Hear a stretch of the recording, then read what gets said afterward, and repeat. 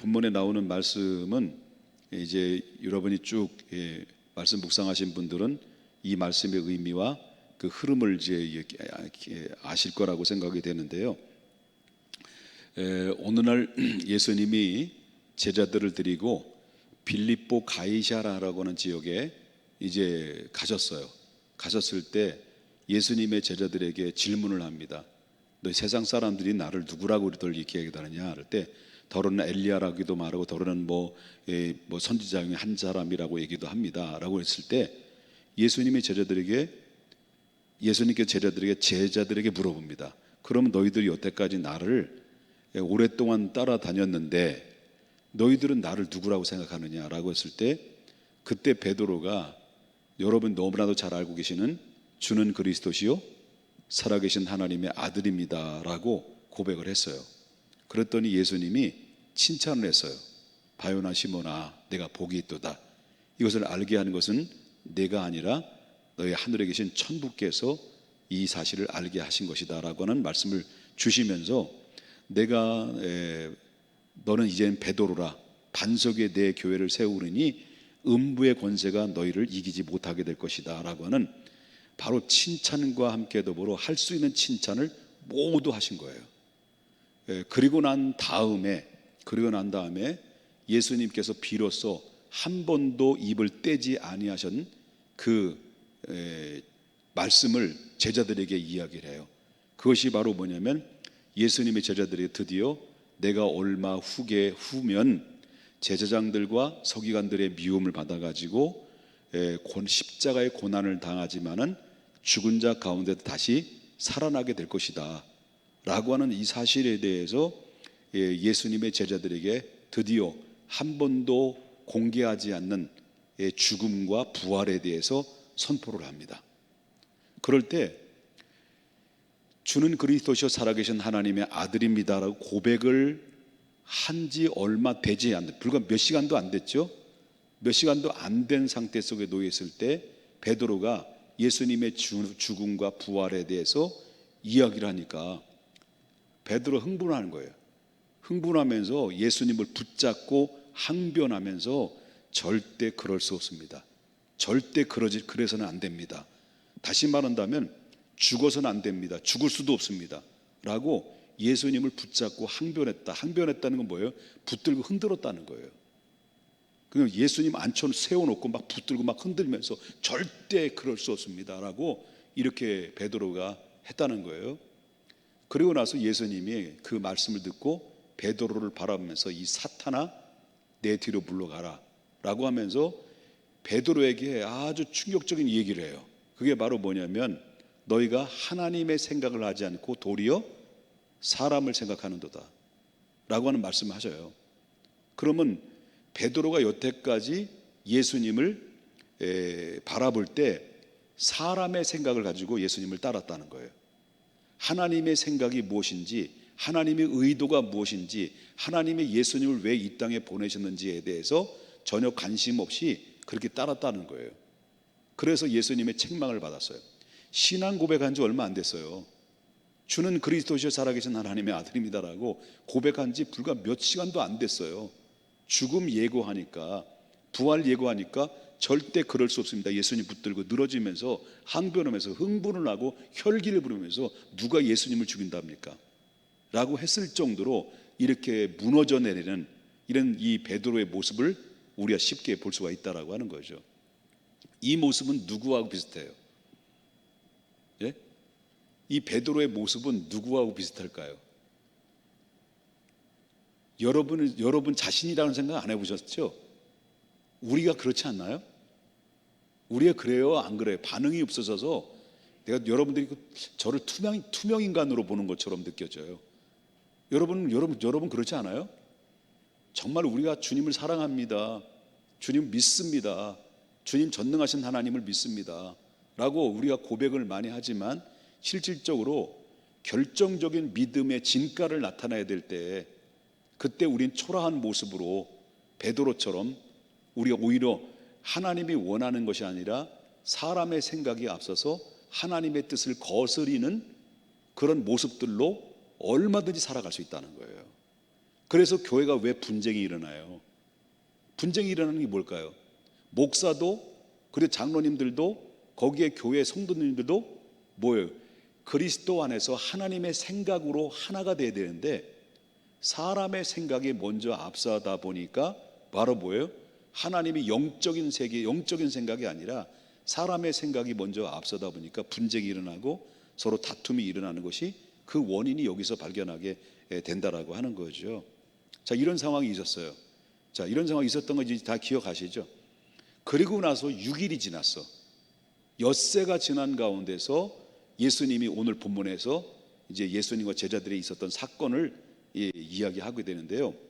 자, 사탄아 물러가라. 너희는 하나님의 뜻을 생각하지 않고 너희가 도리어 사람의 일을 생각하는도다라고 책망을 받고 난 다음에 제자들을 데리고 이제 12명의 제자들을 데리고 산으로 올라가셔요.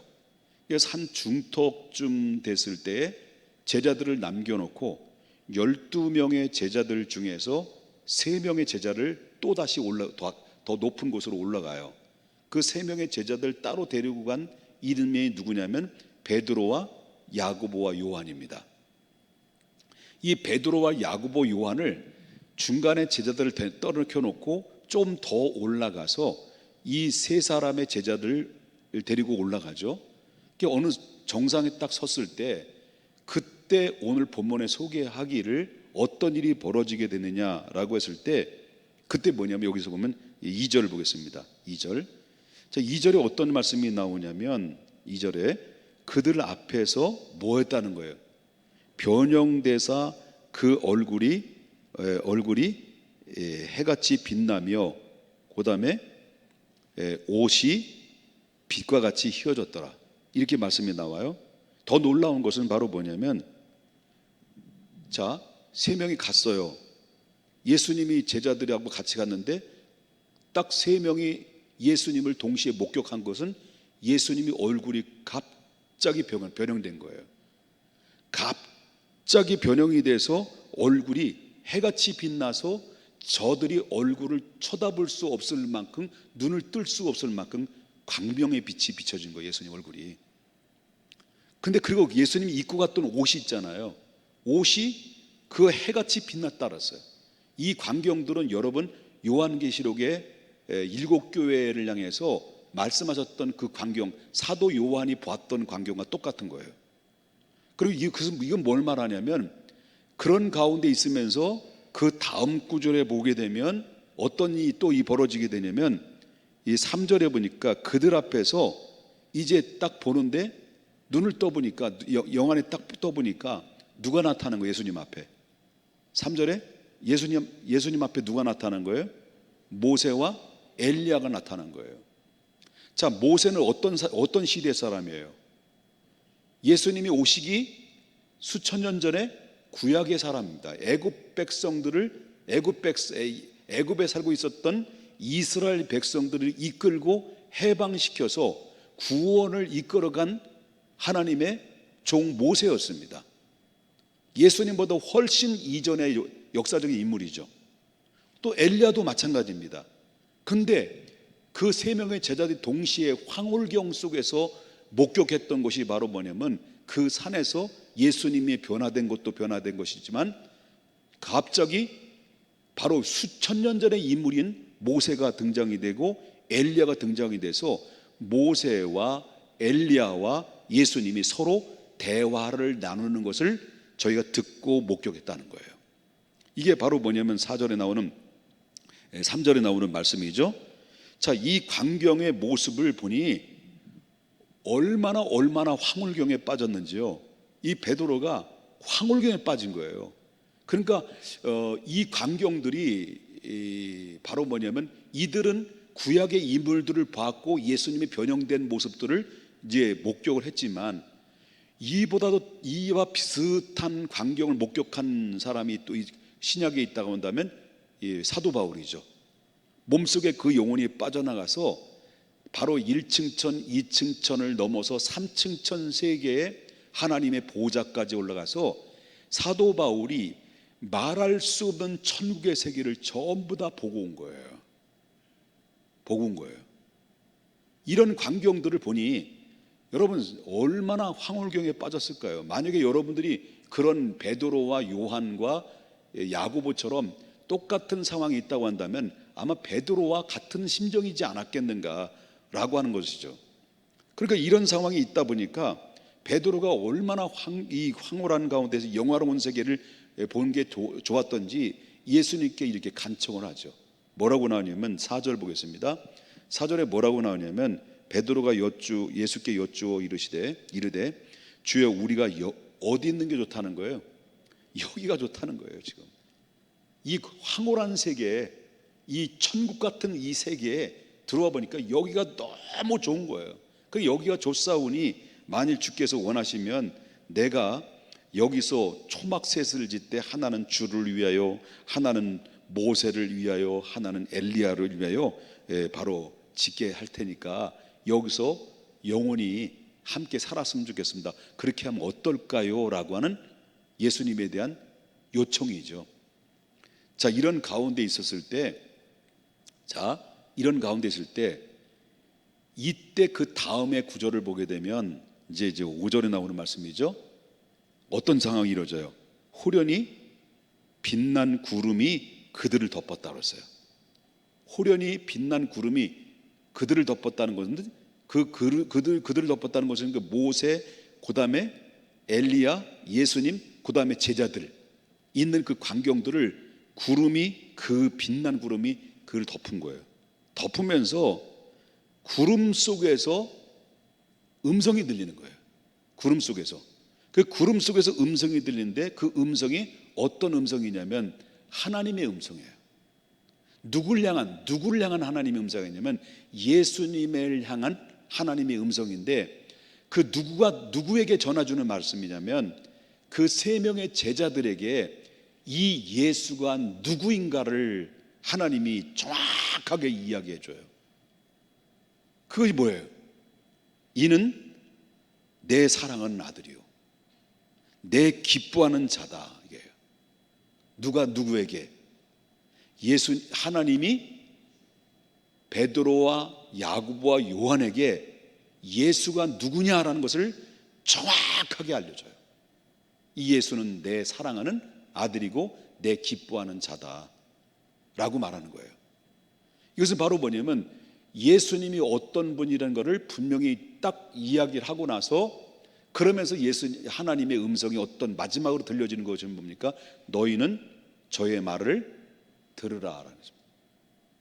그 말을 하고 있어요. 이런 소리로 이제 오늘 본문의 말씀이 이제 마무리가 되는 상황에 이루어지고 나서 그래서 이제 쭉 정신 차리고 나니까 이제 눈을 딱 떠보니까 이제 모세도 없어지고 그다음에 엘리야도 없어지고 예수님도 전과 동일한 모습으로 과거로 다시 이제 제 얼굴로 찾아오게 됐죠.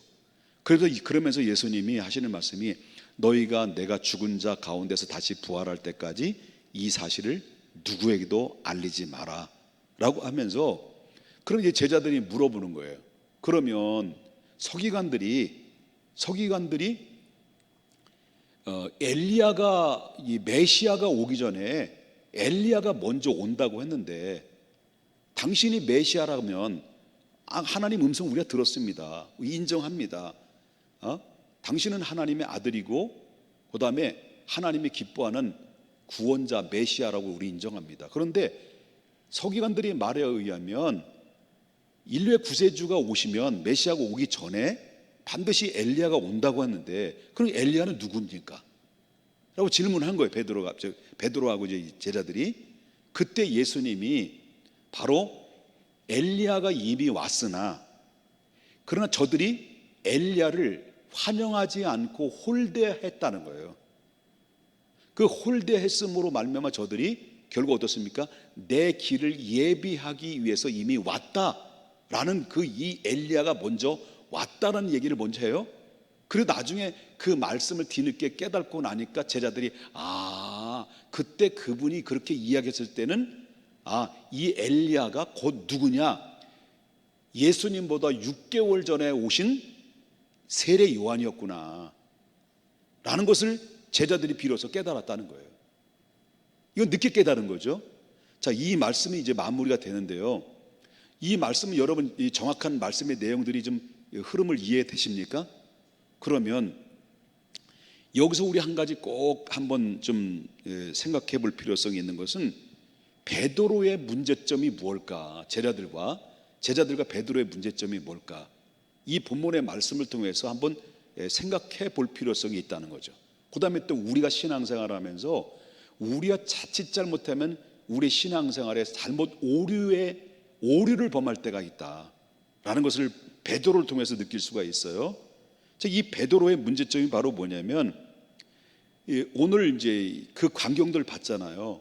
그 광경들을 보면서 4절에 베드로가 예수께 여쭤봐 이르되 주여 여기가 너무 좋사오니 주님이 원하시면 내가 초막 셋을 짓되 하나는 모세를 위하여 엘리야를 위하여 또 하나는 예수님을 위해서 짓게 허락해 달라고 이렇게 간청했단 말이에요. 자, 예수님은 이렇게 이야기를 했을 때 이전에 예수님이 엿새 전에 6일 전에 있었던 상황은 어떤 상황이었을까요? 베드로가 내가 이제 예수님의 죽음과 부활에 대해서 제자들에게 이야기를 했는데 신앙 고백한 지 얼마 안 된 베드로가 오히려 예수님의 죽음과 예수님의 부활은 누구의 계획과 누구의 뜻이에요? 하늘에 계신 하나님의 뜻이잖아. 뜻이 하늘에서 이루어진 것처럼 이 땅에서도 이루고자 하는 것은 바로 뭐냐면 아버지의 계획과 아버지는 인류를 향한 비전이, 아버지 하나님의 비전이 뭘까요? 예수 그리스도의 죽음을 통해서 예수님을 죽이는 데 내주는 대신 우리 인간을 구원하고자 하는 하나님의 사랑의 계획들이잖아요. 그렇잖아요? 그죠? 계획들이잖아요. 이게 바로 하나님 아버지의 뜻이라는 거예요. 하나님의 생각이라는 거예요. 그런데 이 뜻을 하나님이 예수 그리스도를 통해서 인류를 구원할 계획을 누가 앞에서 양팔 벌리고 가로막고 있었다는 거예요?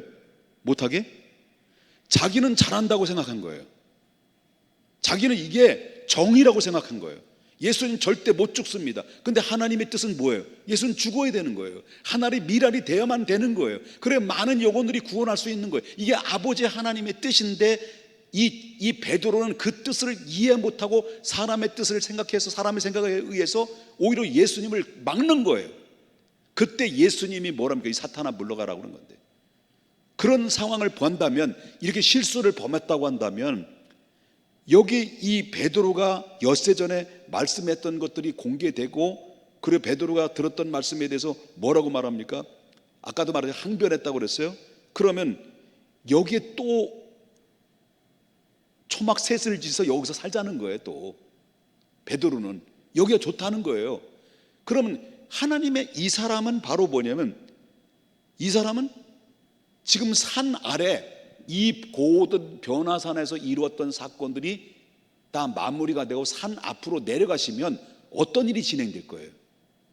이제 내려가게 되면 어떤 일이 앞으로 기다리고 있어요? 예수님 앞에는 하나님의 계획과 뜻이 예수를 통해서 십자가에 죽기 위해서 체포를 당해야 되고 고난을 당해야 되고 부활하셔야 될 일들이 남아있는 거예요. 일들이 남아있는데, 그런데 인류에서 대속의 십자가와 부활의 성취가 지금 되지도 않는 상태에 놓였는데 주님 그럴 필요 없습니다. 여기 아예 차라리 우리는 아버지 뜻 상관없다는 거예요. 여기가 좋사오니 우리끼리 그냥 여기서 영원토록 황홀하게 살았으면 좋겠습니다라고 이렇게 베드로가 그렇게 고백을 했다는 거예요. 얘기 간청했다는 거예요. 이 말은 어떤 거와 비슷해요? 주여 그리 마옵소서, 일은 결코 주께 미치지 못하겠습니다라고 했을 때 예수님이 사탄아 물러갈 때 또 여기가 좋사오니라고 하는 것과 다를 바가 없이 이 베드로의 예수님을 따르는 목적은 뭐냐라는 것을 또 여기서 엿볼 수가 있다라고 하는 거죠. 베드로는 지극히 영화로운 가운데 취해 있는 상태 속에서 오히려 바로 정말 어떻습니까? 이 광경들을 보면서 베드로가 탄식하며 슬퍼하지만 주님이 걸어가시는 인류를 향한 그 십자가의 길이라고 한다면 나도 그 길을 기꺼이 가겠습니다. 이렇게 기도해야 되는 거 아닙니까? 베드로라고 한다면, 그래도 수제자라고 한다면 아버지의 뜻을 알아야 되지 않냐는 거죠. 하나님이 예수님을 이 땅에 왜 보내셨는지, 아버지의 뜻이 어떤 뜻인지를 그걸 깨달아야 되고, 거기에 따라서 그 길을 나도 따라가겠습니다라고 예수님 십자가를 외치겠습니다, 예수님의 부활을 외치겠습니다, 끝까지 예수님과 함께 하겠습니다라고 하는 그런 신앙의 결단을 해야 되는데, 오히려 그럴 수 없습니다. 그러면 이 가로막고 예수님 붙잡고 항변하면서 막 붙들고 흔들어대면서 결단코 주님에게 이런 십자가와 이 고난은 미치지 못하게 될 것입니다 할 때 물어보겠습니다. 베드로가 인간적인 입장일 때 베드로가 칭찬 들을 만한 말일까요? 칭찬 들을 만한 말일까요? 예? 분명히 칭찬 들을 만한 말이에요, 베드로 입장에서 볼 때는. 근데 따지고 보면 그것이 하나님의 보실 때는 하나님의 뜻을 거스리는 사탄이 하는 짓이다라는 것을 보게 되는 거죠. 그리고 우리가 신앙생활 하면서 내가 잘하는 것 같은데 오히려 우리가 역행하는 가운데서 우리가 잘못 오류를 범할 때가 이렇게 베드로처럼 실수를 범할 수도 있다는 것을 보게 됩니다. 그러니까 이 베드로와 제자들의 관심은 어디에 있다라는 거죠? 하나님의 뜻과는 상관없어요. 그때 당시만 그래요. 당시 하나님의 뜻과는 상관없어요. 그것이 뭐냐면 오직 예수 그리스도를 통해서 그들의 눈과 그들의 혈안은 어디에 있냐면 예수님이 십자가라는 것을 전혀 생각할 수도 없고 생각하지도 않았던 사람들이에요. 하나님의 뜻에 대해서 전혀 예측하지도 않았던 거예요. 왜 그렇습니까? 자기 여태까지 예수님을 따랐던 목적과 의미는 예수님을 통해서 자기가 자기들의 원하는 목적이 성취되는 것이 그들의 예수님을 따르고자 하는 목적이었기 때문에 따랐다는 거예요. 그것이 그들이 관심사인데, 그 관심사가 뭐냐 늘 제가 얘기합니다만은 예수님 12명의 제자들이 여태까지 예수님 따랐던 것이 어떤 목적으로 따랐을까요? 하나님의 뜻과는 상관없어. 예수님이 인류의 메시아로 오셨다, 그건 상관없어요. 인류를 구원할 구세주로 오셨다, 이거 신경 안 썼어요. 그들의 목적은 오직 자기들이 원하는 목적이 예수를 통해서 이루고자 하는 야망이었어요. 그게 바로 뭐니? 예수님 뭘로 본 거예요? 인류를 구원할 구세주로 본 것이 아니라 로마로 지배를 당하고 있는 자기 민족을 해방할 정치적인 메시아로 본 거예요. 그 정치적인 메시아로 봤기 때문에 예수님의 죽음에 대해서, 부활에 대해서 베드로가 뭐예요? 흥분한 거예요. 그 예수님 어느 정도 아셨잖아요. 예수님 붙들고 흔들었다는 거예요. 흔들었다는 거예요. 항변했다는 게. 그러면 바로 뭐냐면 이 예수님의 제자인 베드로와 그 제자들은 예수님을 통해서 무엇이 목말라 했느냐? 인류를 구원이고 뭐가 없어요. 하나님의 뜻과 계획과 그건 상관없어요. 자기들의 뜻과 목적이 예수님을 통해서 이루어지기만 하면 끝나는 거예요. 이들이 그것이 여태까지 그 목적대로 살아왔다는 거예요. 그러나 그때는 베드로와 이 제자들은 언제 그때 사람의 생각이 바뀌어지고 이제 목숨을 내걸고 십자가를 외친 후 진정한 예수님의 제자가 됐습니까? 오순절 마가다락방 이후였어요. 그러니까 예수께서 십자가의 죽음과 부활의 말씀을 예고했는데도 결사 반대하고 황홀기에 빠져서 도취되어 있었다는 것을 보게 되는데, 이것은 바로 뭐냐면 우리들도 이런 모습들을 보면서 뭘 느낄 수 있습니까? 우리들도 예수 믿는 목적에 대해서 분명해져야 된다. 분명해져야 된다. 그러니까 예수 그리스도를 통해서 내가 원하는 목적을 위한 것인지 아니면 예수 그리스도를 통해서 하나님의 뜻을 위한 나인지, 그러니까 우리가 이런 기도를 해야 되다. 이런 목적으로 살아야 되는 거예요. 하나님, 여태까지 내 신앙생활의 목적은 이 현세적인 것, 그냥 잘 먹고 잘 살고 성공하고 내 자식들 잘 되고, 그리고 우리가 또한 무엇이든지 건강하고 세상에 말하고 있는, 세상이 추구하고 있는 이 축복을 우리가 누리기 위해서, 쟁취하기 위해서 예수님을 믿는 목적으로 신앙 안에 살아가는 사람이 한국 교회 안에는 너무나 많다는, 너무나 많다. 그러니 하나님의 뜻이 하늘에서 이루어진 것처럼 이 땅에서도 이루어지라는 하나님의 목적과 하나님의 생각에 관심이 있겠느냐? 오직 복만 주시면 되는 거예요. 그것이 잘못된 오류를 범할 때가 많다라고 하는 것입니다. 그렇기 때문에 우리가 분명히 정해져야 된 것은 나를 통해서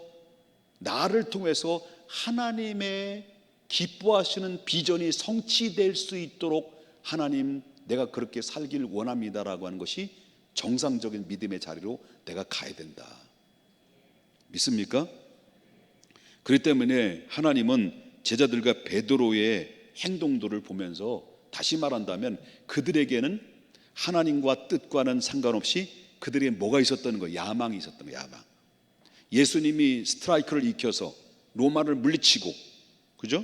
로마를 물리치고 유대인이 왕이 되면 자기들이 뭐가 되는 거예요? 높은 위치, 높은 자리를 원했던 거예요. 예수님 그렇게 그 목적대로 따른 거예요. 예수님. 그러니까 흥분한 거예요. 자기들 원하는데 안 되니까 흥분한 거예요. 그렇기 때문에 우리가 신앙생활 하면서 예수 그리스도를 통해서 내가 원하는 뜻을 성취하기 위한 목적으로 살아간다는 것은, 이거는 바로 내 야망이에요. 그런데 예수 그리스도를 통해서, 나를 통해서, 예수 그리스도를 통해서 하나님의 뜻이 성취된다라고 하는 것, 성취되는 것이 나의 목적, 그의 나라와 그의 의를 구하는 목적으로 살아간다고 한다면 그것은 반드시 야망이 아니라 비전이에요. 우리는 야망의 사람에서 비전의 사람으로 바뀌어질 때 비로소 이 사람을 뭐라고 합니까? 완전한 그리스도인이다라고 하는 거예요. 하나님 그런 자를 원하신다는 거예요. 믿으시면 아멘 합시다. 그럼 이 모습을 보면서 베드로의 이렇게 초막셋을 짓자고 참 이렇게 기가 막힌 이 이야기를 할 때 예수님은 답답하셨을까요? 답답하셨을까요? 하늘에 계신 하나님도 답답하신 거지. 그래서 하나님이 직접 뭐라고 해요? 어떤 일을 하신 거예요? 갑자기 구름 속에서 나타나셔가지고, 빛 가운데 나타나서 음성으로, 이는 내 사랑하는 아들이요 내 기뻐하는 자니, 야 너희들은 누구의 말을 들으라는 거예요? 누구의 말을? 저의 말을 들어라. 다시 말한다면 너의 야망을 내려놓고 자기를 부인하고 자기 십자가를 지고 예수님과 함께 그 길을 걸어가라. 그 얘기를 예수님께서, 하나님께서 그 제자들에게 계속 끊임없이 설득하시는 것을 봐요. 그냥 폐기 처분해도 될 만큼 얼마나 밉살 맞아요. 답답하지, 설득선이 없어 보이는 모습들을. 하나님은 그냥 우리가 답답하고 철 없어 보여도 끊임없이 하나님 우리를 설득하시고 우리를 또 위로해 주시고 격려하셔서 다시 우리를 하나님의 사람으로 만드시는 사랑과 인내와 긍휼의 하나님이라는 것을 다시 한번 기억해 볼 필요성이 있습니다. 정리를 합니다. 그렇다면 하나님께서 이 세 명의 제자들에게 왜 이런 말씀을 하셨을까라고 하는 것이죠. 내 사랑하는 아들이다. 바로 예수 그리스도요 하나님의 아들이 알았다면 제자들은 이제 너희가 믿음으로 하나님 앞에 행동하는 삶을 살아가라 라는 말씀이고요. 이제는 사람의 생각이 아닌 하나님의 생각으로 바꾸라. 예수 그리스도를 통해서 내 야망, 내 목적을 이루는 것이 아니라 하나님의 비전을 위해서 예수 그리스도를 따르는 참된 제자가 되라. 그런 이야기를 우리 하나님이 음성을 통해서 들려주고 있다는 거예요. 저의 말을 들으라. 이 말이 그것입니다. 오늘날 예수 그리스도를 믿는 사람들의 관심이 어디에 있습니까? 이 세상의 중심이 아니라 하나님의 나라가 아니라 이 세상의 중심이 많이 쏠려 있다는 것을 보게 됩니다. 자, 이제 오늘 설교 좀 길었는데 죄송합니다. 죄송할 것도 없죠. 자, 보십시다. 자, 지금까지 베드로가 아무리 항변하고 아무리 어떻게 하더라도 하나님의 뜻은 이루어져요, 안 이루어져요? 구약에 말씀하셨던 것이 말씀하셨던 처럼 예수님을 통해서 이미 십자가와 부활을 통해서 하나님 승천하시고 예수님은 하나님 우편에 지금 계셔요. 다 성취하고 난 다음에 오늘날 말세라고 하는데 딱 하나만 남았어요.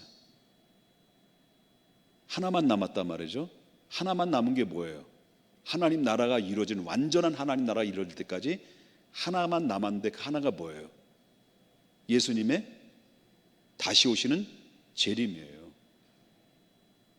그러면 오늘날 베드로와 베드로의 제자들, 아니 베드로와 그의 예수님의 제자들이 하나님의 생각보다는 그때 당시 누구의 생각을 더 많이 했다는 거예요? 사람의 생각.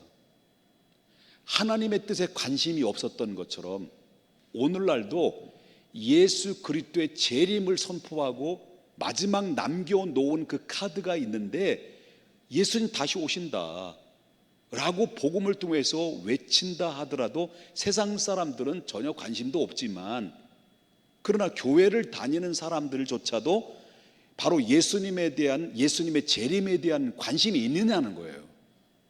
예?